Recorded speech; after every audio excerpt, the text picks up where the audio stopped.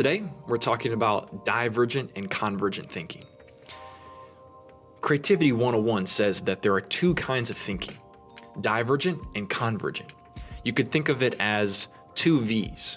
One is a normal V, that would be convergent thinking, and one is an inverted V, and that would be divergent thinking. Divergent thinking is thinking of lots of possibilities, which is why the V is open. You're using your imagination, your brain, your experience to think of all sorts of things, lots of options. Convergent thinking is when you start to evaluate those ideas. You say, is it practical? Is it useful? Can we actually do it? This is the normal V, it's narrow. The problem is, in our everyday lives, we're taught that we must do convergent thinking all the time. We cannot do things that are unuseful. We must be very practical. There's only one right answer. This is how we as a society sort of operate. But what we really need is more divergent thinking, the ability and the freedom to think freely and to think of lots of possibilities. There's a famous quote about creativity that says this: "The best way to a good idea is lots of ideas." This is what divergent thinking is all about.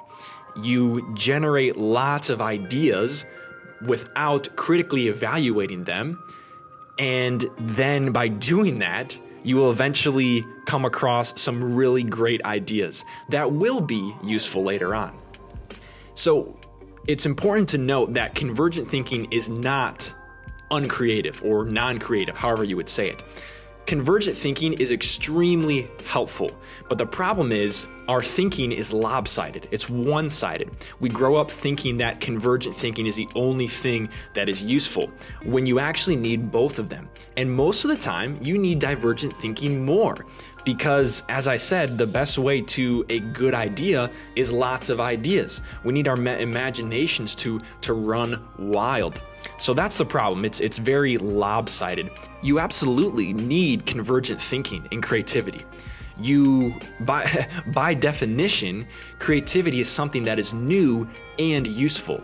So at some point, you do have to converge all of your ideas to figuring out what is going to be viable, what is going to be practical, what can we actually do with the resources that we have and the talent that we have.